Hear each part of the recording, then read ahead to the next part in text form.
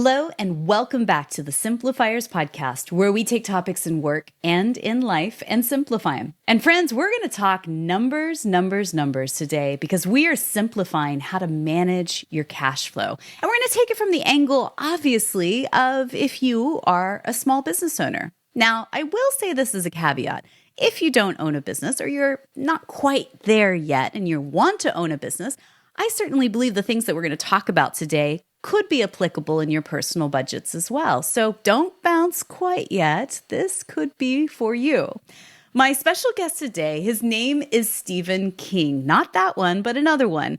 From startup to working with Fortune 500 executives, Stephen King brings a unique combination of vision, foresight, and experience to help small businesses run better, grow faster, and make more money. He's regarded as one of the accounting's industry top thought leaders, and he's currently serving as the president and CEO of Growthforce, one of the nation's largest cloud-based accounting services. So I'd like to welcome to the Simplifiers podcast, Stephen King. Hey, Stephen.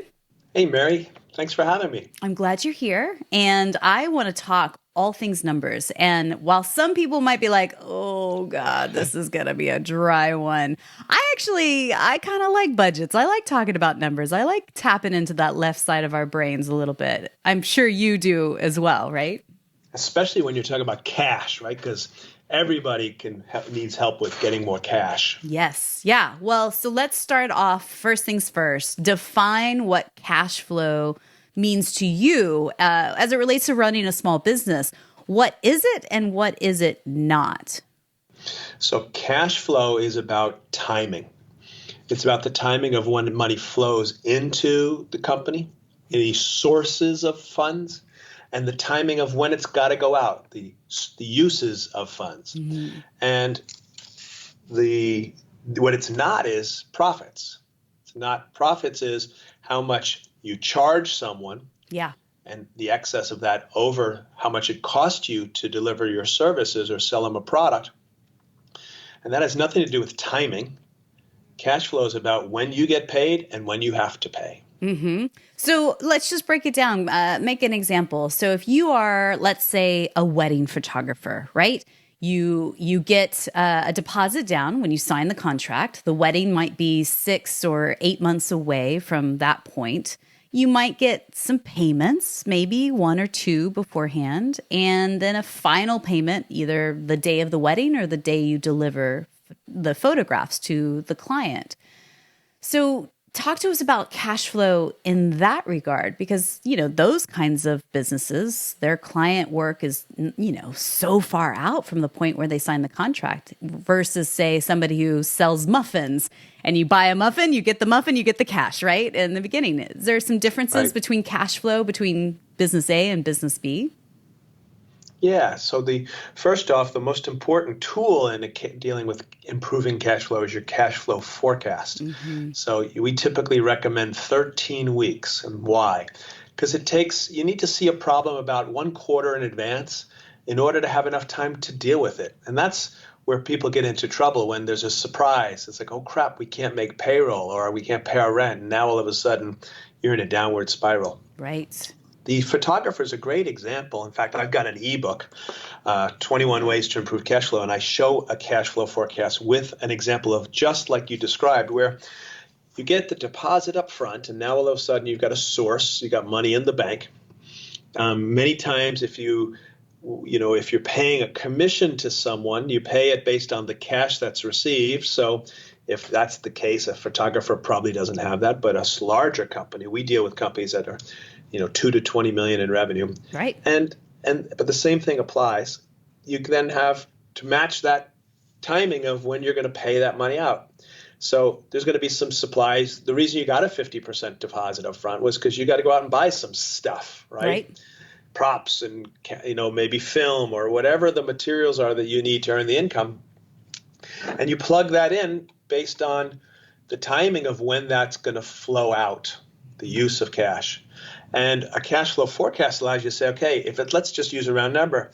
It's a $1,000 job. You got $500 up front.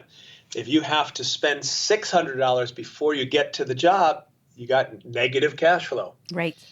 And if you only have to spend 300, now you're able to use some of that free cash to be able to pay for your rent and your employees or whatever it is that you need to run the business. Right. Because a photographer needs to hire a second shooter to be on site at the wedding to shoot. And like you said, maybe they need a special lens because they know there's a certain shot that they need or don't need. Yeah. So why 13 weeks though? Is there a magic to that particular number for you? Yeah, it's when you see a problem in advance, far enough in advance, that you can then work backwards and say, all right, what do I do about this? Mm-hmm. In a lot of cases, a lot of businesses will look to see if it's a big enough of a problem and it's temporary and they've had to hire some new people, open a new plant, or just make some investments ahead of when they're going to actually generate revenue from that new camera. Mm-hmm. 13 weeks is enough time for you to go to the bank and get a bank loan, or see if you're interested in selling some equity to be able to get some investors to come in and take some equity in exchange for future profits. And when you've got 6 or 8 weeks out, you're really kind of limited to the tactical issues. Mm-hmm. But the single biggest reason why you want 13 weeks is it's a mindset. Cash flow really starts with your relationship with cash. Yeah. And, it's typically the way your parents' relationship with cash. Were they frugal? Did they have a mindset of abundance? Were they afraid? Did they ever talk about it with you? Or were you just taught, don't discuss how money? And you bring that into our adulthood. And I often find that it's the insecurities around dealing with cash and money that cause people to not take the right steps that they need in order to be successful. So for me, it's getting the right mindset, one of abundance. Mm-hmm. Yeah. And not just putting it out there, the secret, right? I believe strongly in putting it out there to the universe and it will happen.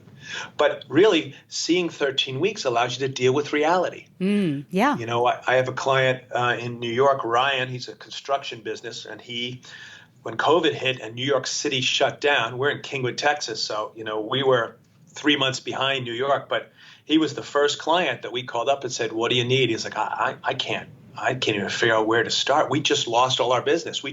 Everything shut down. Now what? And we said, well, let's get you a cash flow forecast. Mm-hmm. And I remember talking to him a couple of days later after the senior sent him the cash flow forecast. He said, you have no idea how much of an impact that's meant to me and my wife, because the sky isn't falling. Mm-hmm. I can see cash flow is about timing.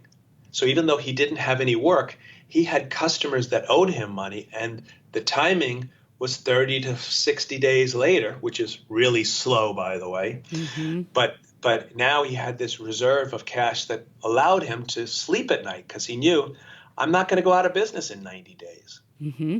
And that's why the 13 weeks is so important, because you need that much time to actually do something about it. And I can imagine also, at least in non-COVID times, you could at least map out a whole year ahead and think about where your busy season is and when your slow season is.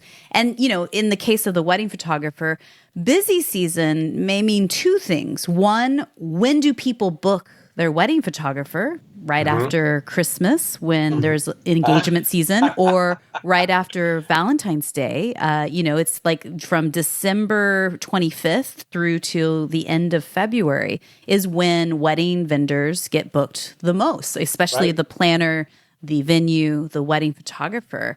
But that doesn't necessarily mean that's their busy season for executing the events. The events themselves, depending on where they are in the world or what the weather is in California, might be from September to November or March to May. So is it true to think about cash flow forecasting as in when the money is dropping, like as in the sale, and then also when the money is leaving when the event executes, because he or she has to hire, extra staff to execute the actual event, or a bit of both? It's the sources. It's again, so to restate it, the cash flow is about the timing of the flow of cash, the flow of cash in Yep. as a source. So the customer pays you the deposit, they pay you the final payment. What is the timing of that? And then what is the timing of the flow of the money out when you have to hire the people and you have to pay for the supplies? And it's matching that up that is the key to success. And really, it's also that mindset. Step one is the mindset is also being proactive about wanting to have that information, not having a fear of, oh my God, I don't want to look at it because what if it's bad? And that's what most failures come from, is letting your fears drive your behaviors. And so look at that. If you are fearful of dealing with cash flow, get your accountant to give you a 13-week tool, and that'll actually surprisingly helps relieve the fears, because now you can say, okay, I can deal with something that I know about. It certainly does. I mean, for me, when I look at my cash flow forecast and I go, oh, look, things are really, really tight in, say, June. Do I need to run an extra marketing campaign, a sales campaign that exact time to boost a little cash to come into the business, when things are a little bit more lean? So let's talk about some other practical ways to manage our cash flowing into us, and what ways can we improve it? Well, there's one very important and simple way to solve cash flow problems, is to understand why do cash flow problems begin in the first place. It's not because of billing or collections procedures in the accounting department that causes cash flow problems. Yes, small percentage of businesses who don't do the basic blocking and tackling will suffer because they don't get their bills out, or they don't hound their clients and make sure they get paid. But that's not the primary reason. The primary reason that businesses have cash flow problems is because they're not pricing their jobs or their clients or their services or products to provide enough profit, gross profit, to cover overhead and still then generate whatever your target net income is. So if you want to make, I'm going to use round numbers. If you're $1 million business and you want to make 10% profit, that's $100,000 in your pocket after paying your salary and all the expenses, and you do 100 jobs, that means for each $1,000 job you've got, there's there's $100 of profit in there, 10%. And what happens is the mindset that people have is, I can sell my way to profits. If I just get more business, I'll be more profitable. When in fact, that's often that causes you to have less profits and therefore worse cash flow. Because if you're not pricing that job right, if you're discounting your services, then all that discount comes out of your profits. Yes. Your costs don't change. Your overhead doesn't change. The price you pay to your people doesn't change. The only thing that changes is how much is left when the job is done. Right. And what I see people not understanding is, when they're doing their pricing, understanding that we call it unit economics, right? Which is just a fancy phrase for the profit and loss on the work that you do. A unit is whatever you put on an invoice. So if the invoice for a photographer is the Trish and Steve King wedding, okay, that's a unit. It's a job. It's a customer. Whatever you want to call it, that's what you want to look at, the profitability of that job, that customer, that unit. And if you know in advance, okay, I want to be $1 million business making 10% profit, my average job blended over the course of the year has to be about $1,000, and I need $100 of it for profit. When the customer comes in and says, listen, I'm looking at 2 other photographers and I really like you, but they're charging me $900. Can we work out a deal? And if you don't have that feeling of abundance, if you have that feeling of scarcity, you're like, yeah, I'll work with you. Yeah, sure. I want you as a client. I like you too. We did the thing. That's what causes cash flow problems. Right. And I watch, the smaller the business, the harder it is. You have to stick to your guns. That when somebody says you want that discount, you have to then start to switch into sales mode and say, Why are you different? What's your differentiator? It's like, you know what? I know there's other photographers out there, and I know they're cheaper than us, but what you wanted was, and you explain what their value is, and you say, I'm worth it because I can deliver this, and you're only going to do it once. Is it worth risking that for $100? Nobody's going to say no. It's just a negotiation. They're not talking to anybody else. They're busy. They're just doing it because that's what we think we're supposed to do. Right. And the successful businesses understand, I need $100 of profit on 1,000 jobs to take home $100,000 at the end of the year. Yeah. I mean, it makes sense. And, for me, when I advise my clients, it's the same thing.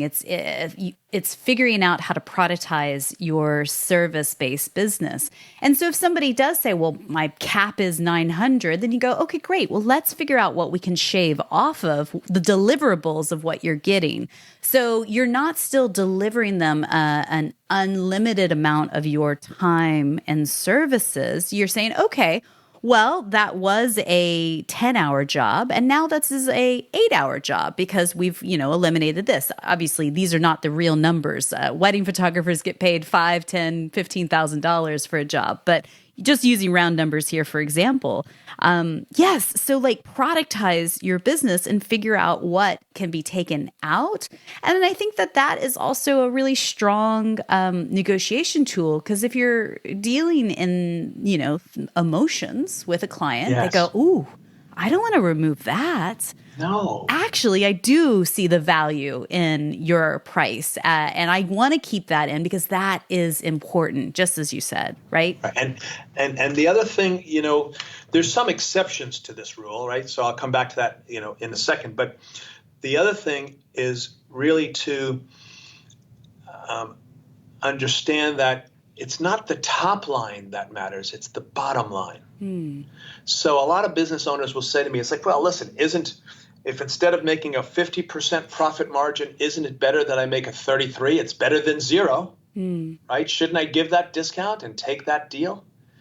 I said, well, it depends. It depends on, do you have a limited capacity to make money, meaning you only have so many hours in a day, you only have so many employees? Then if you don't make it on every day or every hour or on every employee, you can't make it up in volume. So you're going to have to give up your profit targets. And, we're dealing with larger businesses, but, I just advised an audiovisual company in Colorado and said, you're much better off being a $5 million business making 20% to the bottom line than where you are right now, which is a $7 million business making 5% to the bottom line. Right. And so don't focus on how much revenue you're bringing in, focus on how much profit. And the way you do that, if you have to look at one number every month, you look at gross profit percentage. Okay. Not gross profit dollars, gross profit percentage. And how do they get to that number? It's the revenue that you earned minus your cost to deliver that service, the cost of goods sold, or your COGS. So your revenue minus your COGS. And there's only two things in COGS, cost of goods sold. It's the direct labor, the labor that you paid to directly earn the income. It's what the customer directly paid for. That's why it's called direct labor. And direct materials, the stuff that you had to buy to earn the income. That goes above the line. And the line is gross profit. So what does it mean when you say above the line? Well, these are the costs that when you hit revenue minus these above the line costs, now I can see the gross profit, which is the profit on the work that you did. Everything else is below the line. It's overhead. It's not directly what the customer paid for. These are your indirect costs, your rent, your supplies, your accountants, your HR. The executive director's salary is not what the customer is paying for.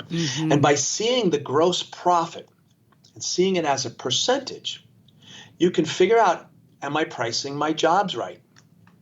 Am I generating enough gross profit for each customer to cover its share of the overhead and still have 10% left over?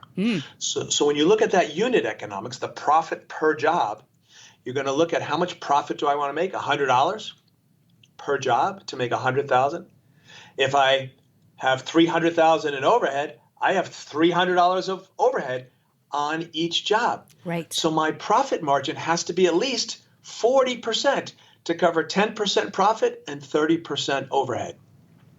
And now you can make a data-driven decision about pricing. You can look and see, okay, if I give a discount of 10%, I am going to cover my overhead, but I'm not going to make $100,000 unless I make it up somewhere else. Right, right. And this is the dance, I think. I mean, I've been in business for 18 years now, and I think I've learned a lot over time in this dance. There are some clients that you take because you believe that the pictures, portfolio, the ability to say, well, hey, I've worked with so-and-so client will help and generate future bigger client jobs, right? And so you take that as a educated risk and an educated guess that will help you build your business. What I think you're saying here, Stephen, is to not make decisions like that without any data at all. Like, well, I'll just give everybody a discount. Like it's, willy-nilly and all that. And that's how businesses run out of cash, right? Like that's bottom line what kills most businesses, big or small.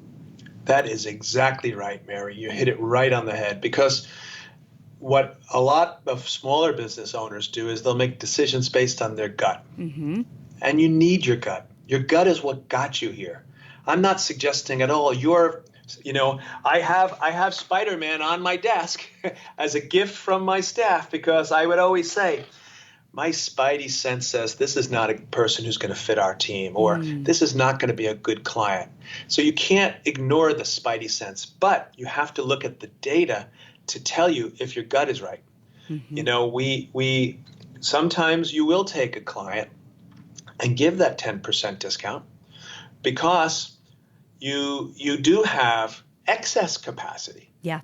Right? You do have hours that you're paying for that you're not getting paid for. And so in those situations, or if you're trying to keep a competitor out and you long-term, the lifetime value of the customer is worth it to give a 6-month spiff, or a million of other reasons, but you want to make it on data. Mm-hmm. And you just, by looking at that unit economics, what's the profit per unit? And I suggest, I do a lot of reading. Profits First is a book that outlines this step by step.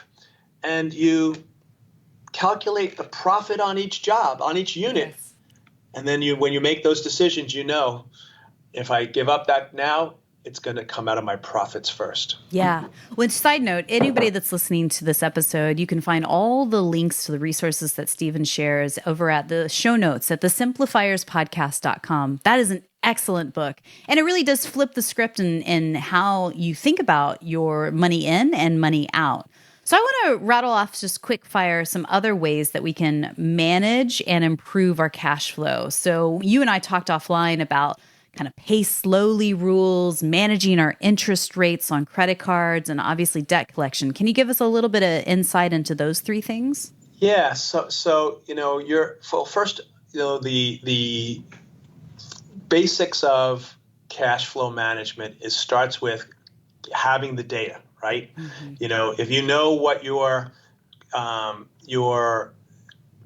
cash flow needs are, then you can be vigilant about it, right? So the first thing what we suggest is after the cash flow forecast, because that's number one, you want to make sure that on your billing that you have terms in there that are clarified to the client that what happens if they're late. Mm-hmm. Because cash flow is about timing. So the first thing you want to do is when you finish the work, you want to make sure that you're very clear when is the balance due. And if they're going to be late, what is the cost to them? We recommend 1.5% per month of a late fee charge, 18% annually. And why is that? Because especially if you're dealing with a larger company, there's somebody at the other side of the bill payment process whose job it is to pay you slowly. Yes.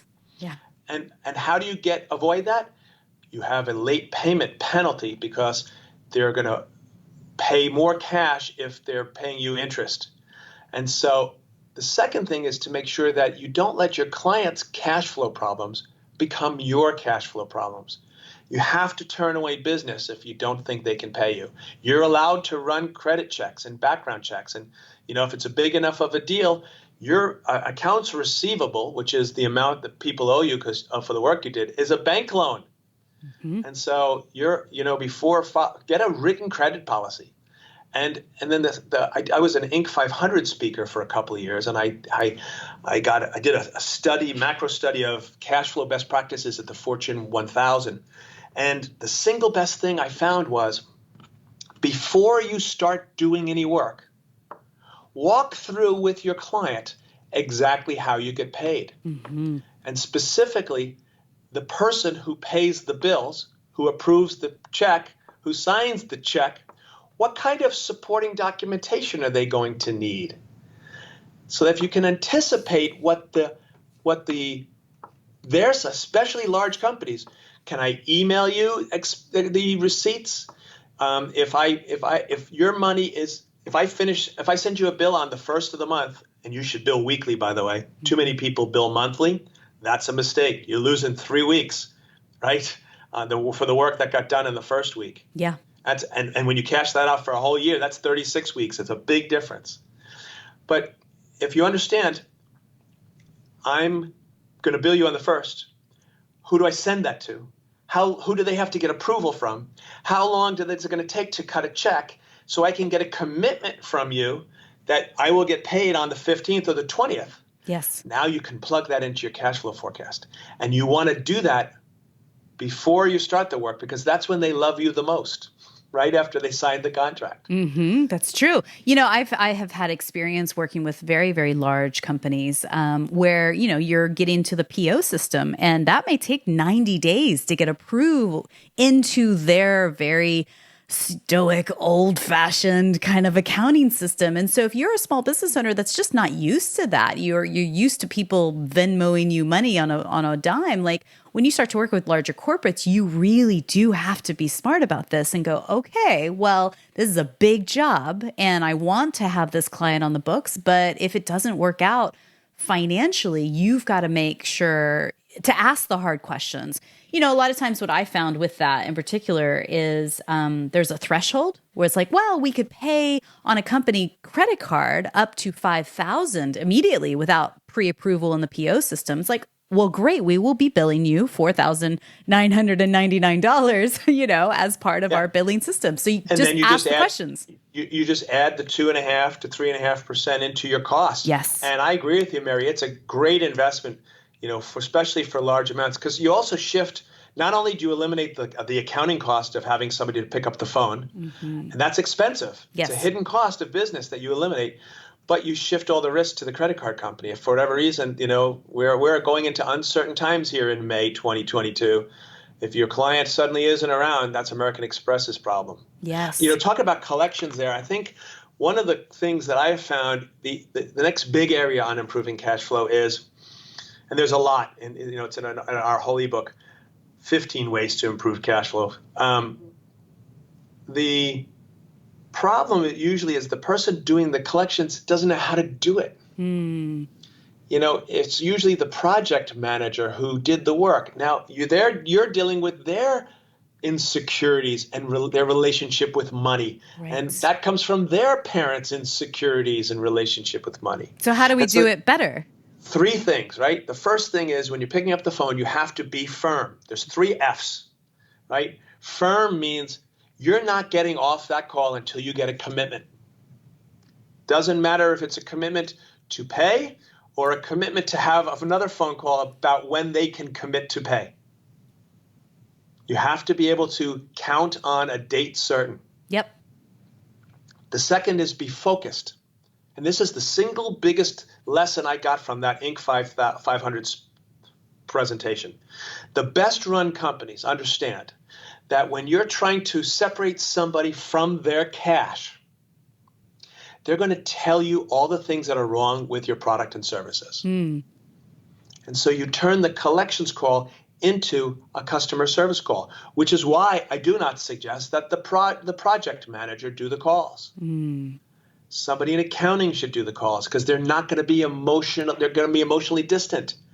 Oh, Mary, I'm really sorry that we did you didn't get the copies or the blueprints or the whatever. You hired us to do a wedding and you're still waiting for us to send you the negatives. Well, first, we don't send negatives, but what I can do is I can blah, blah, blah. Yes. Yes. Well, if you are listening carefully to their concerns, number one, you're going to improve your service offering. Now you're going to explain what the deliverables are up front, right? But if you address their concerns immediately, it shows that you're serious about getting paid. I did what I said I was going to do, and I did it quickly, and now we need to get paid. Yeah. And then the third is be friendly. You get a lot more with honey. And if you come at it as a customer service call, as something that's trying to make this minimally stressful for the other person, it'll help them feel comfortable, and you'll get that payment. And because people buy from people. And if you're just like, you know what, I know I hate making these calls because, it's so hard for you. I know you want to pay us on time, but I have to pay the photographer, and just let me know, how can we work on this? And just make it personal. Yes. And that's the simple way. Firm, focused, and friendly. So if you're curious about what Stephen and his team do out in the world, they are working with clients, big and small, and helping to automate the collections process, the bookkeeping process, and accounting for businesses. You can check out his website over at growthforce.com. And again, go back to the show notes over at the simplifierspodcast.com, and that's where you can connect with him and his team through their various social media accounts. And we'll make sure to put a link in the show notes for that ebook as well, so people can connect and just take the first step into this. Because, sometimes it's a little bit scary if you don't have a accounting background or degree. But I think for me, I know when I can trust my CPA and my accounting team to help guide me along the way, it's transformative as a business owner. So I highly recommend checking them out and seeing what the work that they do in the world. So, Stephen, as we wrap up, I have a couple of questions I need to ask that we ask everybody that comes on the podcast. So here we go. Quick fire. One, tell us one book or blog that you're reading these days that's either inspiring you or poking holes and challenging your belief system. And I have it on my desk. Simon Sinek, Start with Why. Excellent book. I go back to this just always to remember, why do we do what we do? And the simple message is people do not buy what you do. Yes. People do not buy what you do. People buy why you do it. So we help small businesses live that American dream to achieve those profit targets. We're not helping them just do bank reconciliations and payroll. Yeah. A great book. I haven't read it in a long while, but it's an excellent recommendation. So we'll put that in the show notes for you guys as well. So tell me, Stephen, who's one person, somebody you know personally, you just feel is up to brilliant things out there in the world? We could shine a spotlight on them, and who knows, maybe one day we'll have them on the podcast.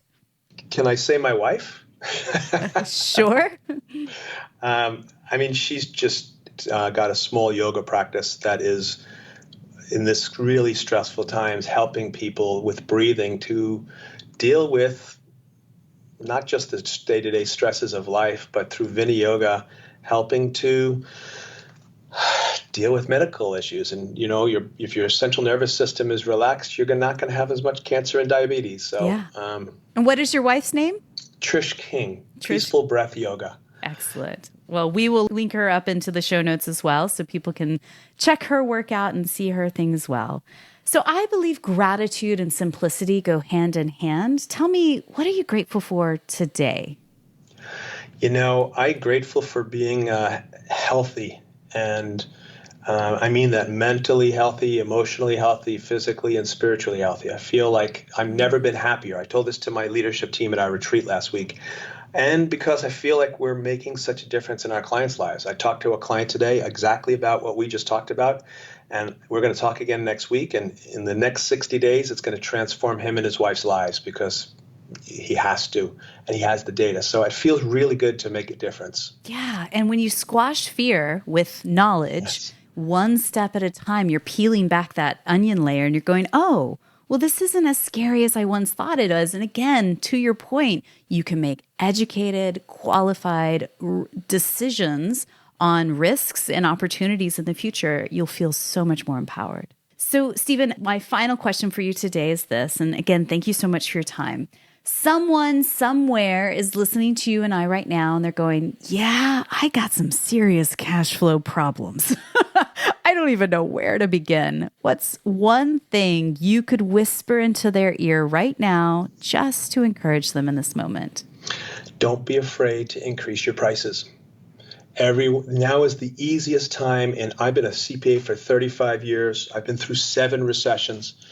And right now, because inflation is on the front page of every newspaper and every late night talk show, people are expecting costs to go up. The successful businesses are dealing with it now in May 2022, not in September, or definitely not by Christmas. Because you get ahead of this and you'll be fine. Yes, agreed. Thank you, Stephen. I appreciate you. Thanks, Mary.